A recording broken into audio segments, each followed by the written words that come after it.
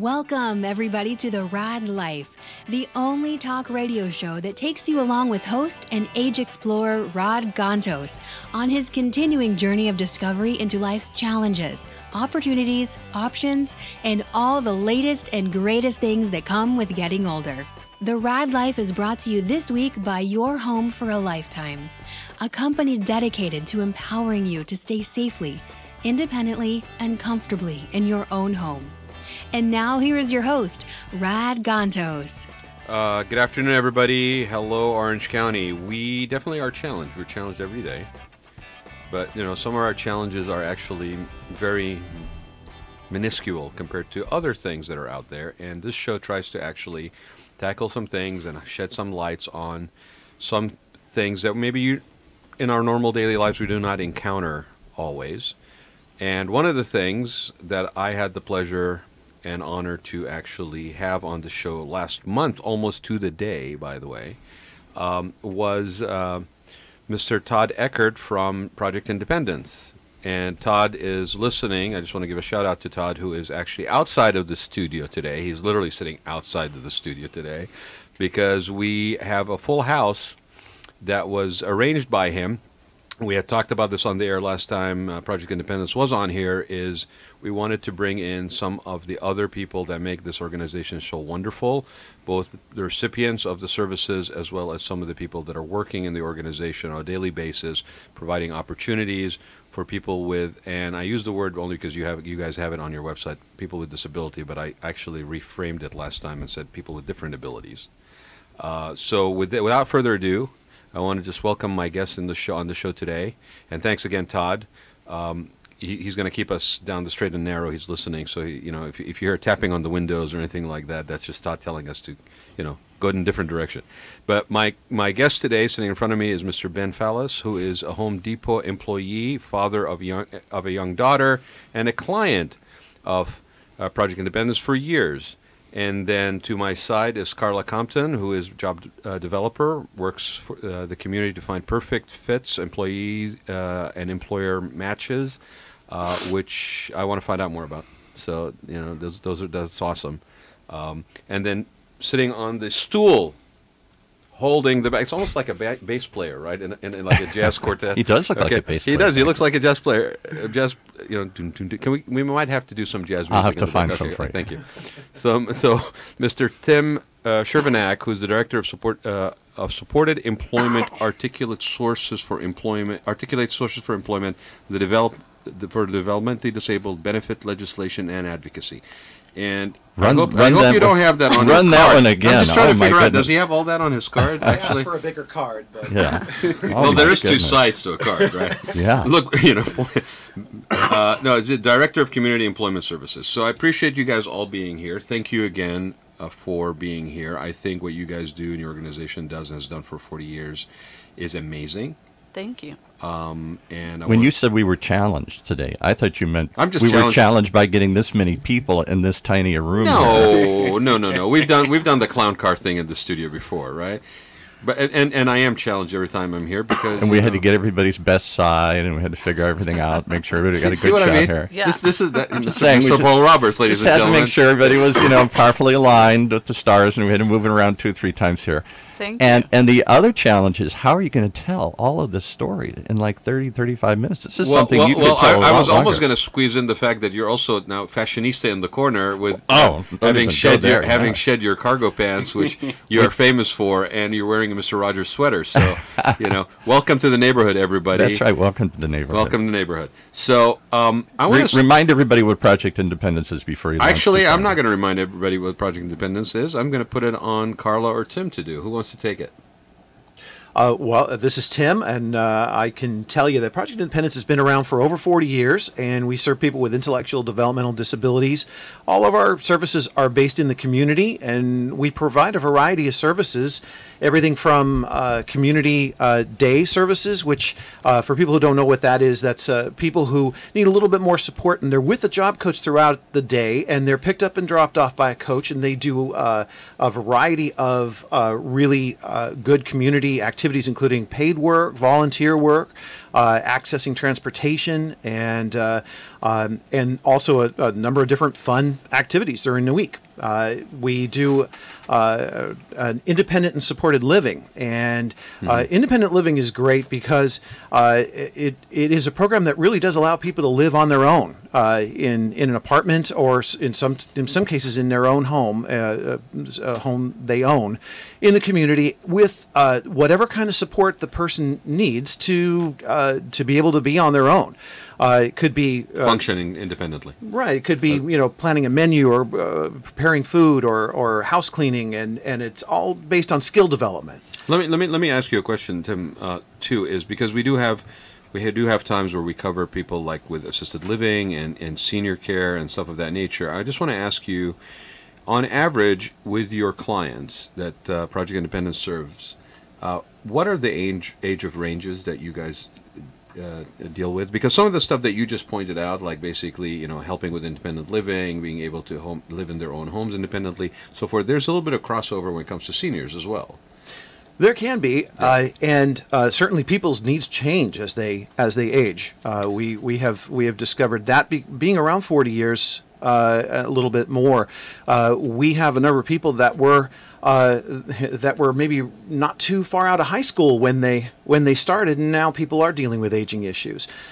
So that's one of the reasons why we have a supported living program, so that people can transition from a program where, instead of learning skills to become more independent, maybe a person's needs are higher, and they need more support to be able to keep living on their own. Well, and ask that question specifically for a reason, because sometimes we forget that when it comes to certain things, whether it's physical disabilities or mental, with those support services, especially if you are, on a younger side of aging, those are things that are lifelong. This is not something that goes through a phase of, okay, we've provided services. So you guys have a very unique perspective, a vantage point, I think, with the fact that you've been around for 40 years. Because you have had, I'm guessing, clients that basically you have been servicing and providing support for over that duration of time. We do, yes. Yeah. So thank you for that. You picked up the ball perfectly. I couldn't have asked for a better answer. And two more quick points. How many people do you serve, and how do you pay for all this? Yeah. We serve over 600 people in the program.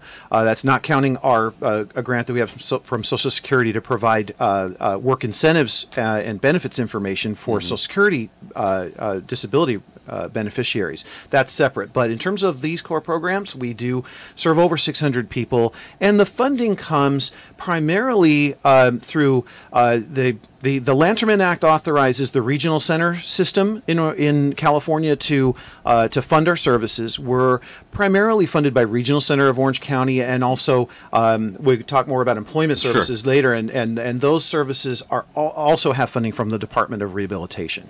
Well, actually, let's actually switch into that. Carla, you can maybe talk about this. I mean, one of the big aspects of independent living, I would think, a sense of purpose, is to actually have something that you are engaged in, that has some sort of normalcy, if you will, that you look forward to. So, I mean, jobs, a lot of people are defined by what they do, right? That's the society we live in. So how does that program come about? How do you guys basically implement something like that? How do you do the matching? Okay, so we normally get people from either Department of Rehabilitation or Regional Center. They're referred to us, and then when I get them, in that stage, either I'm helping them with their application, with that getting them set up to have interview close. I help them with the interview process to know how to answer questions, and then I find out what their skills are, what their dream job is, what they want to do, and then I match them. I try to get within 5 miles of their house. Some people drive, some don't, so I want to be aware of that. Transportation is a big issue, right, to address, yeah. Right. So, and then finding a place that they want to be every day and enjoy it, and that they can do the job. That's fabulous. I mean, that's the difference between something that becomes a joy to actually look forward to and something you're just basically clocking the hours, right? And I think when it comes to something that we're talking about here, where the match is those additional layers to job satisfaction or being involved, I think probably are playing out even more important in that selection, right? I mean, Right. so maybe talk about some of the partners that you guys are involved in. So I know that there's some organizations that have been very supportive consistently. There's also, I think I read something about an award that you guys give out recognizing some of these organizations that have been very strong partners with you guys. Are you pushing for an award? Is that what you're No. If I can get your last name spelled correctly, we'll have it mailed to you. You should that right now. He isn't Tom. That's what amazes me, and I just want to get that out because you asked sort of the question. The follow-up is, how do you get employers to take on people who are developmentally disabled or have physical challenges? How do you overcome that fear, that worry? How, everybody wants to do good, but because the normal thought as an employer is that this is going to be is going to be put additional demands on me. I might have to adjust how I basically do it, make certain. Will my customers get mad? Will the job get done? Will my employees like it or fight it? Will my, I can think of 100 excuses, I'm sorry to say, and that stand in the way, I'm sure, when you that's reach out to that's people. why we keep Paul Roberts in the corner. Is it? Yeah, he's sort of the cranky voice of the old man on the here, street. right? He's a cranky old man, doesn't really know a lot, but is willing to ask the question. The tough question. So how do you find yeah. people, and how do they react when you first contact them? Right. So when I go in to a business, I find out who the hiring manager is and find out what their needs are. And then basically I'm selling their skills to them, and that this person is going to be on time. The percentage of anybody, sometimes their concerns are they going to get hurt? Are they, more prone to have accidents? And they don't. It's very minimal So that again, any of that happens. So I'm going in and I'm telling them what a wonderful person that they're going to get and the skills that they're going to have. And well, I mean, what Paul's question is sort of almost emblematic of what many people may go to as a first reaction. And I think it's interesting because your answer basically said, no, this is maybe like just dispelling the unknown, the fear that's based on the unknown, and basically giving them some facts. Like there's no higher propensity for that than in a normal situation. Right. Right. So when I go in, I usually do the groundwork of meeting them first, talking to them, and then setting up a time that I can either bring them in for an interview Right. or, just come meet and greet. So are they receptive to the idea? Did they say, "Oh no, we'll get back to you and never hear back"? Or what kind Or of all reaction? of the above. Because I know where we're headed with this is once Yeah. they break through that barrier and employ people like the young man that you brought here today, they're just amazed. How do we get more of this? How do we do this? Oh my God, this is the happiest employee I've got. This is the most on-time employee I've got. Far from being a worry, this is a joy. And it infects the whole organization. So I've heard the stories before how it ends up. I'm just trying to get over the initial work. Is it that easy? You just call them and say, hey, we've got some people that can fill these skill gaps, and they say, hallelujah, get them over here, or do they fight you and resist it? Well, and do you find that maybe certain types of businesses have a little bit more likelihood to embrace it versus others? You know what? It's really on the individual and their experiences that they've had. And so Makes perfect that's what sense. makes the biggest, But if I feel like, I don't take no as an answer. That's like, I kind of got that. I right. don't. I just, if I feel like there's, an opportunity there and somebody seems to be a little bit open and I know that I've got a good client, I'm going to go back. So I'm going to ask the other question that goes with this is, given the nature, the fact that it's people with disabilities that you're placing or you're trying to find a match, are there limitations to what kind of jobs could be appropriate, could be beneficial from your experience, or is it pretty much wide open? It just depends on their abilities. Everybody's skills and everybody's abilities are different. Just like every single one of us sitting here today. Exactly. So give us some examples of companies you're working with. Let's bring Todd in. You can talk about his examples. So you successfully broached the subject. You've been persistent, and they said, okay, we'll try it. Give us some companies that have tried hiring people through your program. And do they come back for more? Brag and name drop. Yeah, come on. You know what? I feel like some of the best places are Sprouts and Home Depot. You had somebody from Trader Joe in here once before. Yeah, Trader Joe's. I just it just depends on. And what I recall is that some of these places, these are jobs, because you're talking about maybe entry-level jobs, or they're doing some task bagging or something else or whatever. These are jobs that they can't fill very often. They constantly are. People are leaving these jobs. They're not motivated to be there. They're just, I need a job, so here I'll go be a bagger at Trader Joe's until something else comes up here. But you're offering them a stable alternative here. Right. I'm taking care of that entry job that, gets turned over so many times for them that I can give them somebody that's going to be there. And there's a cost to that company with the turnover. I mean that's a very... they got to retrain, they got to hire, they got to train everything else. Right. And then what kind of support level do you give these people when you place them? Does Todd Once just show up at your them. door one day and start working for you, or do you have coaches? And Right. Gentleman's name is Ben. Ben, I'm sorry. Yeah. Who's Todd? Todd's outside. Todd's outside. Well, Todd's sort of the image in my head for everybody here. That's all right. So when Ben first started his job, he had 100% job coach that was there for the first month, and then the second month is 75% in general, 50% the next month, third month is 30%. And what does that mean, Carla? Like, it's a whole month with a coach 100% of the time. What does that mean?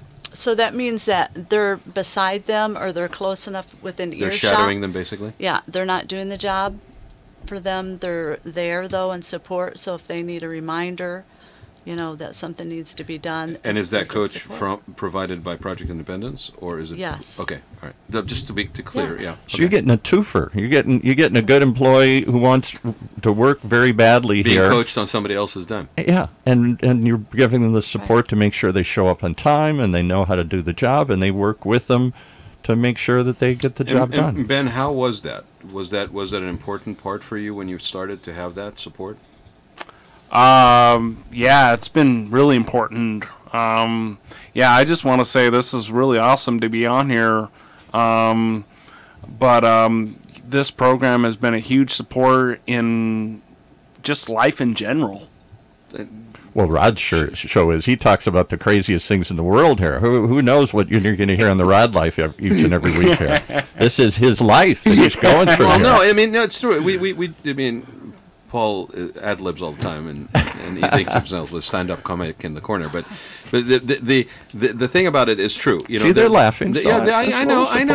There's value. You bring value to the show.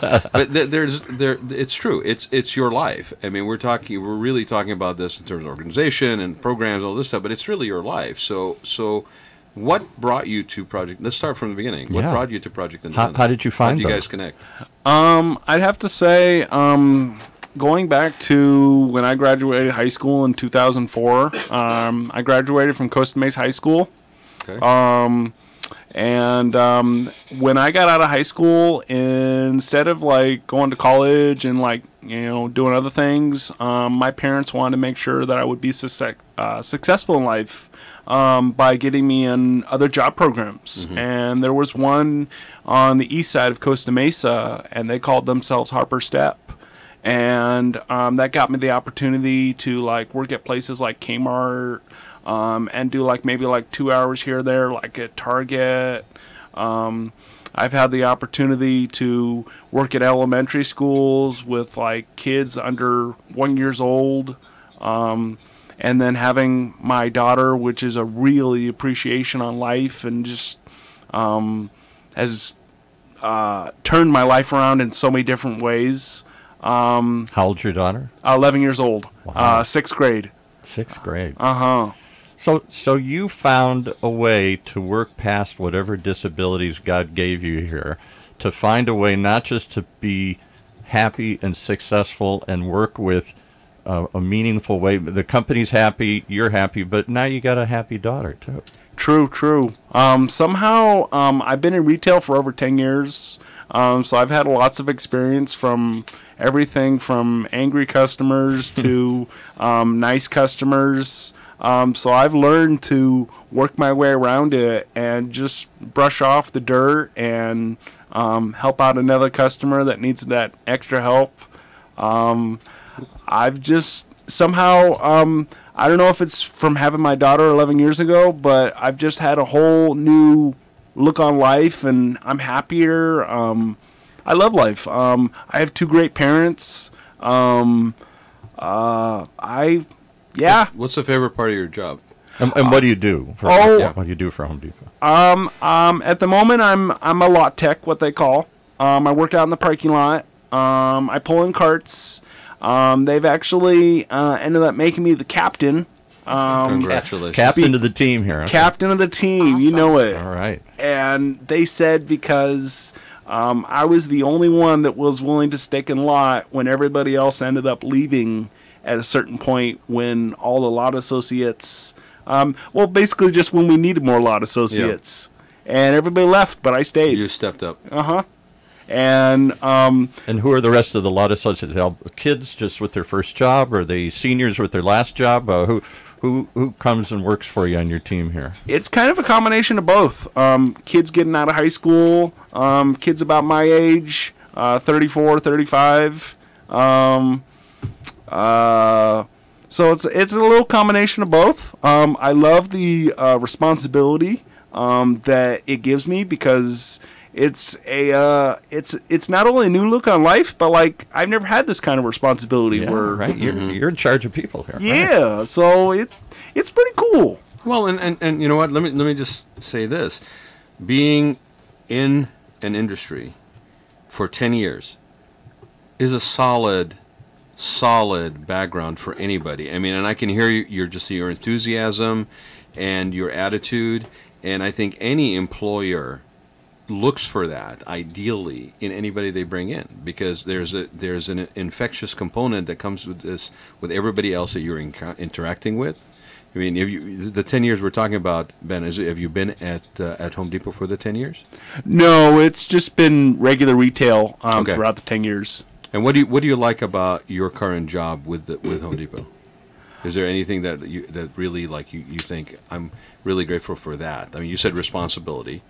So is there anything else that just makes you want to get up in the morning and actually do You get that? any discounts? Can we come to you for discounts? I wish. We don't. They unfortunately don't really do discounts, but I mean they do stock. So like they try to encourage us to, if we wanted to, we could put money away for stock. I guess my managers are pretty cool, and the people I work with. I'm always getting new opportunities when I go into the store.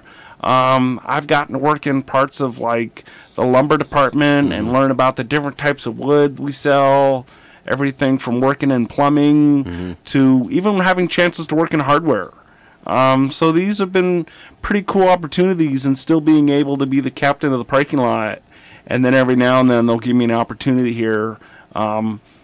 So it's cool feeling. I don't know how to explain it. Which Home Depot do you work at?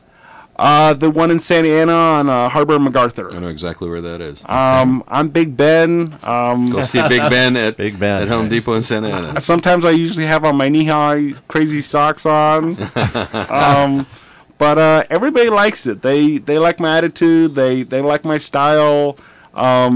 Somehow every day when I go in, it just puts a smile on everybody's face, and I see it. And like there'll be so many days I'll go in and like the store will be like so not energetic, and then I come in and they're like, oh man, Ben's in the house. All right, it's a good day now. Knock it up a notch here. Can I ask you one hard question? I don't want Sure. this to offend you, but was anybody uncomfortable? Was anybody treat you any different? Did anybody give you a tough You ever time? experienced any of that? Was it Not necessarily at Home Depot, but just in general. Throughout high school years, I got picked on a lot. People just, they looked at me different. and we're all scared of different. Many of the jobs I've had, I would have job coaches that would follow around with me, and they would have like a notepad, and they would like have on like sunglasses, and people would be like, who are these people that are following Ben around? I'd get a lot of like questions and suspicious, like how come Ben gets all this but we don't? And, kind of standing out in the crowd a little bit like that. At first was kind kind of a little hard for me, but I learned to grow out of it and just accept it. And now that you've proven yourself at Home Depot and other places, does anybody even notice? Do you even experience I mean, you're people? just Ben. Does anybody ever, at this point, I would think you're just one of the team now here. Yeah, and the interesting thing is, I get regular customers coming into our store, just saying, thank you, and like they've told my manager, Looking for you. Yeah. like, I like how you work so hard. I like your attitude on life, and you keep it up, brother. And just and some of these guys be like, man, I wish I had somebody like you on my team. Yeah. I know the work would get done if I had it's somebody like you invaluable. on my team, man. And so I get a lot of that from just regular contractors, regular customers, just like I see customers like just come into our store, they'll be happy, and they see me, and it's just it's a whole nother story. We heard that in some of the other stories where customers, if there's any fear that the customers won't react well to seeing somebody with a disability working on site, give it a try. Instead, they come back and they not only have a positive attitude about the employer for giving someone a chance, but their attitude is just infectious. Why do you have such a great attitude here? I struggle to have a good attitude on a normal day here. Well, but it just goes to show you, right? I mean, it is really a choice. So do you see how easy it is when Yeah. I have people like Ben to place? Yeah. He's easy to go in and say, hey, I've got a great employer for Well, you. absolutely. I mean, he's an ambassador, not taking away from his own personal traits that he brings to this, but you guys are obviously working very symbiotically well together and providing that opportunity, and there's a perfect example of what what is possible. And what does Home Depot When say we then give- when when you we place step away somebody from that like fear. that? Do they want more? Do they come back and say, oh, yes, Absolutely. Yeah. Yeah, definitely. give me more candidates like this one? Well, who wouldn't? I mean, like that. anybody Yeah. who's listening, or if you're actually watching us and on a video feed right now, or you will in the future, you can see for yourself. Okay, I mean, you'd almost have to go out of your way, I think, to frame Ben in a different box in order not to get exactly that out of what this exchange that we just had. It's a positive human being that is really great attitude. I haven't seen him work physically at Home Depot, but I still have no doubt in my mind that he is putting in 120% effort on whatever he's being asked to do, doing it with an open heart, doing it with a smile on his face, and it's not a fake. There's an authenticity that comes across.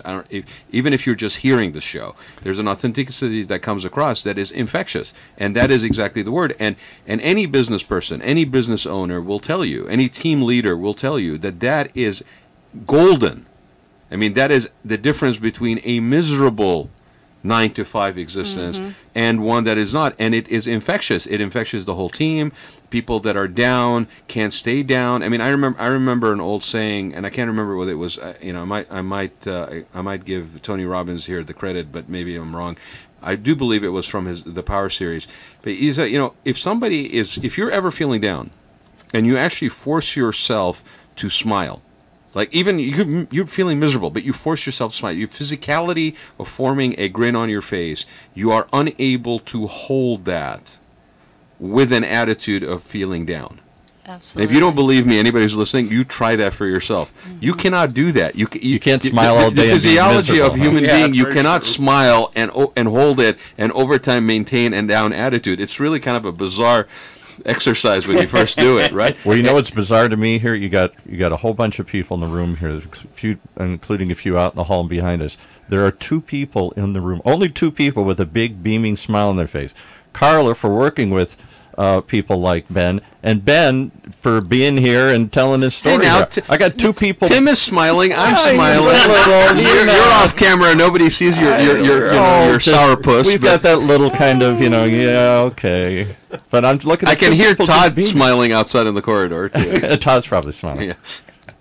Yeah. But no, I mean, He's smiling because I called him by the wrong name here. But anyway, No, you called Ben by the wrong Oh, name. And he still smiled. he still smiled. I called him by the right name. What can I What say? can I say? So, how many Bens of the world? You must have just cherry picked one. This is only the good one here. There's a million unhappy Bens out there. Wow, that- you are on a roll today. Come on, you can't tell me everybody's Debbie like Downer Ben. over there. Ben's the poster child for what you're offering here. Yeah, so this morning I was out job searching for a young man, and when I went into the store, because I have somebody else that's there, and they said, "Hey, do you got another?" His name happens to be Ben. Another He's like, Ben. "Do you got Everybody's got another the same Ben. Because if you've got someone like him, bring him in. I said, "Well, I've got somebody for you." So I gave him his name, said he's already applied. You know, call him up. So these cool is gentlemen that? not only have become a very instrumental part of their work environment where they're working, and let's call it what it is, the relationships that they have built both for themselves Right. and for the organization in those workspaces, but they've also become almost like a benchmark, Right. like a bar. Yes. Okay, of attitude. I mean, I gotta tell you, if you're a sourpuss and you work in an environment and you got somebody like Ben there's gotta be a love-hate relationship going on. It's like, oh no, here comes the cheerful guy again. Yeah, right, exactly. Right, that's the way I'd feel. Oh God, Ben's You in the ever- room. you Now I ever gotta be encounter happy that? again. Oh yeah, You- I get that all the time. Like, Damn it! Here we go. I got customers and other workers just saying like, "Oh, that's Ben laughing. Oh, it's gonna be a good day then." If I was at Home Depot, I'd go up to Ben quietly and say, "Dial it down, buddy. You're So if making us anybody, look all bad I'm here. going to Come put on." I'm going to put it out there. Anybody who's feeling down, and you happen to be near the Home Depot in Santa Ana, Stop go by. in and ask Big for Ben, Ben. because I don't know that you're going to last more than 2 minutes before you walk out. You might not walk out with any lumber or any plumbing parts, but you'll definitely walk out with a smile on your So face. let's go back to the funding issues here. Is this a program that's growing and properly funded? Is government? I can't believe government's not trying to cut back everything everywhere by every means they can. And to that point, because a lot of nonprofits these days, because of change in the nonprofit world, have faced different challenges recently. How do you guys look to sustain this? Because obviously, this is an amazing program that has Easy to positive impacts sell, up and amazing down. effects, right? Right. Yeah, well needed. On a very personal level, one-on-one, and then also community level. You know, so So how you selling the story, and how you is funding? Carla's pointing at Tim. Tim, being you're a- up. Yeah. Funding is an issue. Funding is a How huge, persistent, growing issue. You can see a lot of the good that we do for the individuals we serve and for the community. I can in- see you guys in feel general. good about doing it too here. I love what I do. It shows. Well, when we get the right people in to do the job that helps people, everybody wins. Yeah. The problem that we have right now is we've been under resourced for many years, and that there are a number of factors such as the increase in minimum wage, where we don't control our own rates. If we worked in a business where the cost of doing business went up, we could at least consider raising the cost of the service or product that we that we produced to try to stay competitive. We don't have that. Oh, and there's option. probably more demand for your services, right? That out there, and need for your services, I should say. Yeah, across than the you guys can handle with your current resources, right? Across the state of California, there are waiting lists that are forming, and they're not supposed to be waiting lists. We're supposed to have a system that serves everyone who needs it. It's like a reflection of our society when you got a waiting list like that with people that are like Ben, that basically are just waiting for that opportunity to basically be guided into a sustainable, independent living, regardless of their abilities. I mean, yes, that is a reflection on our society. It's a sad reflection on our society, actually, unfortunately. Now, our program, our infrastructure exists. We could serve a lot more people, but because of the strong economy and the wages that we're able to pay, we can't always attract the committed staff. You've probably gotten some idea that not just anybody can do a job like this. Well, give Carla a raise, whatever it is. She deserves a raise. There. Sign me up. and you know, we did talk about, like, you know, aging and caregivers and stuff like that. I mean, this is an emotional job, right? I mean, when you're dealing with people, I think regardless of anything, whether normal abilities, disabilities, whatever, care, you are providing a care service, and you are providing and you are caring for people in one form or the other, and it has an emotional impact. It's not, you know, if you're really good at it, you might be able to compartmentalize that when you go home and not take it with you, but it doesn't mean that it doesn't have an emotional impact on you. And if you're really, your heart is in the right place, it's unavoidable. So to your point, Tim, I think, you know, that this is something that sometimes gets missed when it comes to nonprofits that are basically, especially dealing with people and relational support, is that it really does take the right kind of person. Otherwise, what? It's a burnout. You just I mean, it wasn't that long ago I when don't see Carla being burned out of what she seems to be inspired. Well, she and said she loves what she persistent. does. How did you get into this, Carla? What brought you to Project Independence, and how long did you? Yeah, so I moved here about 11 years ago from Michigan, and Now I know what the problem is. Yeah. Yeah. That's where I'm from. I'm from Michigan here too. There you Okay, go. there you go. Okay. Lansing. Let her answer you know. the question. You can have sorry. home week. Sorry, I went to Ann Arbor, but Yeah, that's okay. yeah, All right. okay. So I started off with entitlement specialist, where you're helping people with their bills, anything to do with their finances, and then this job opened up, and But what I brought thought it you was a to? good fit. But what? What brought you you to didn't when Project you came to Independence? here? You didn't say, let me find. Let me go I'm look moving for. from Michigan to Right. go to. Let me go find how I can help people with Yeah. disabilities work. Or had you done that work before? no, I hadn't. I had a friend that worked here, and she told me about the job, and so I thought, oh, that sounds good. We can help people make their lives better. Yeah. And had you been involved in any like care services before, or is this a Not really. okay? Not in. Well, no, the Yeah. only reason I'm asking, and I'm not trying to pry, is it's also interesting for us when we talk to people that choose to be in this sort of care provider position. It tends to have a real personal, like a personal decision that they have made to basically pursue this. Right. Yeah, somebody in their family they know or whatever. There's there's There's- usually some other passion aging, or purpose there's- that yeah. brings, because as he was saying back there, it doesn't sound like you guys get paid massive They don't CEO salaries. get paid there. what they deserve, and given those restrictions, probably yes, the salaries are limited. So, what can people do to help? Yeah. How can they help? Can we advocate? Can we donate? Can we volunteer? What do you need from the ordinary public out there who probably doesn't even pull know out your you wallet. exist? Yes. They take credit card. Yes, all right. Take credit cards. And where can people go to do that? Well, we have our website, pro-independent, www.proindependence.org. We are on Facebook, and we have events during the year that you can support. Our key event is our Walk for Independence. That is every year in September. And I'm only going if I get to walk with Big Ben here. Well, Ben has been honored. You mentioned at the very beginning Yes. about the award that we offer, or that we award name of every the year. award, Tim. And What's the name it's of the called award? the Extra Mile Extra Mile. Award for people who So I thought it was a great name. employers who go above and beyond in Yeah. creating opportunities, support for people with disabilities. And Ben was really proud to honor Home Depot one year. And Home Depot didn't just bring one person. They didn't Yeah. just bring some customer relations person. They brought a team of people. They brought the person in the big suit, the big Yeah. Homer suit, and they The brought big a Homer suit. Oh yeah. anyone who knows Home Depot knows Homer is Mm-hmm. is a big part of Home Depot, and they brought a whole table of people that helped work with crafts for people, for some of the kids that were at the Yeah. event. They really fully participated, and we were glad to honor them. Wow. That's wonderful, and rightfully so. And It how should much be. of I your mean, funding comes from the state, and how much of it comes from private donations, or do you have And- or corporate sponsors? sponsors? What? A small percentage comes from donations, and that's one of the things that we're really trying to build up, because we really can help our sustainability if people are offering some kind of regular sustaining support Yeah, right. for our services. Because Ongoing gifts and in the stuff. future, the increases in public support might be more questionable.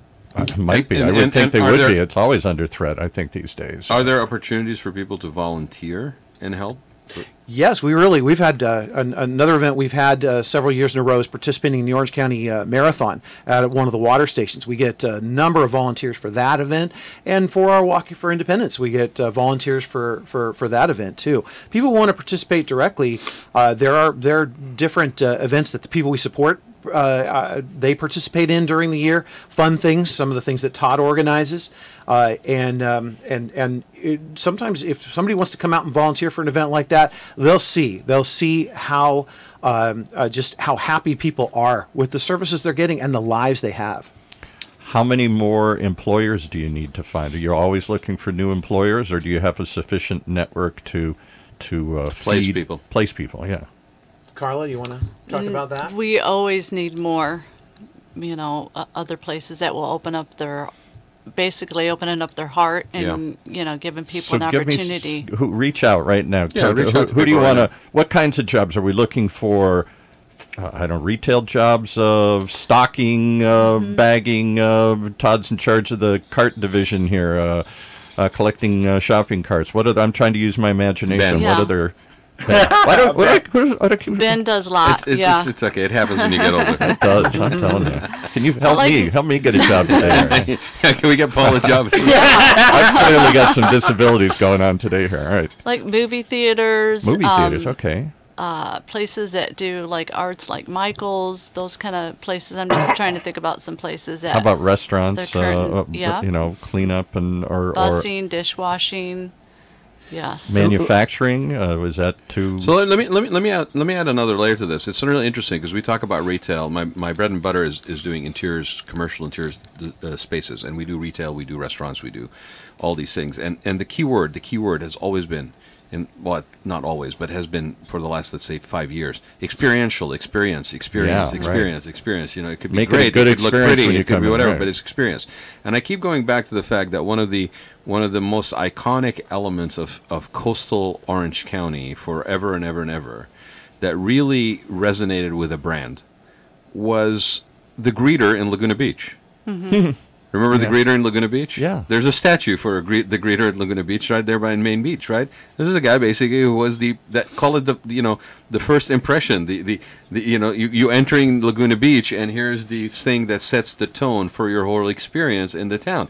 Now, you think, oh, that's kind of quaint and cute, right? But it really is very powerful element in any environment. So to anybody that look what Carla's Walmart made looking it. at, Walmart does that. Yeah. I mean, somebody with a great attitude, somebody with a work ethic, somebody with a desire to be a part of a team, a joy to be joy there, to not be there. not a burden looking at their watch saying, "What time do I get off here?" That is an opportunity. That is not an act of charity, to be honest, in my book. So I will echo those same industries that Carla and Paul brought up, and say anybody who's listening to the show that if you are in a service industry, if you are in a product or service industry, if you are in any of the type of businesses that Carla pointed out, reach out to Project Independence, because I think this is not just sort of it'd be nice and we can do it. I think this is a very powerful partnership that could establish everything, including, to be honest, the ongoing desire for a lot of organizations, a lot of companies right now to show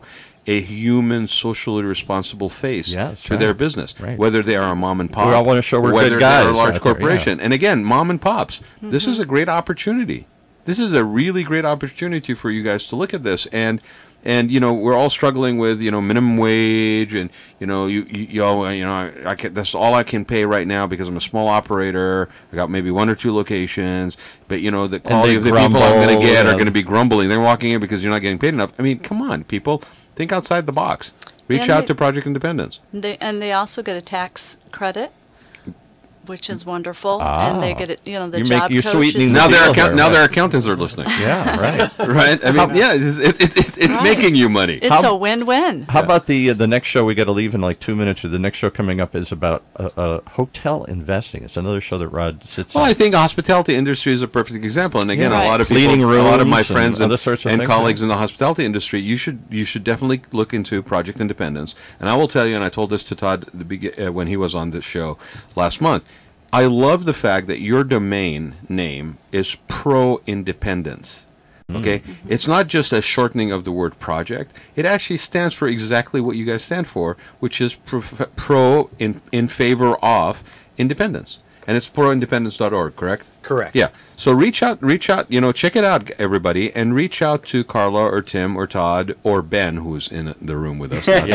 Go to Ben first. Don't call Paul. Paul will put you in the wrong connection with the wrong people. Or you can reach out to me. But check out proindependence.org. Check out their services. Volunteer. This is an organization that didn't just come up in the middle of the night. They've been around for 40 years. They have a lot of time on the ground. They know what they're doing. They want to do more for more people. There's a more need than there is, and we say this with every nonprofit effort, right? There's more need than there are resources to put towards it. But this is a really great feeling. I mean, Ben, thank you, man.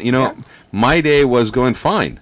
I thought until I got into this room. But now my day is awesome. We got to bring it up a notch. I mean, Paul got to leave because I'm not going to be down, after Ben leaves. But again, I'm putting it out there, and I hope you don't mind. You're feeling down? Pull into Home Depot at Santa Ana, talk to Ben, look for Big Ben, and come see me. I think you'll leave at least with a smile on your face. Hopefully, with some more product too. But guys, I know we need to go. I really, really love the fact that you guys were here today. You really did make my day.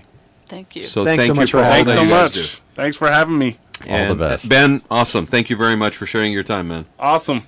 It was my pleasure. All the best and all the good luck, and way to Thank be, you. Dad. Thank you. All right. Well, we'll be back next week with more of the Raad You have Life. been listening to the Raad Life radio show with your host and age explorer, Rad Gontos, brought to you on the one and only octalkradio.net. Join us next week as we continue our journey of discovering life's challenges, opportunities, options, and all the latest and greatest things that come with getting older.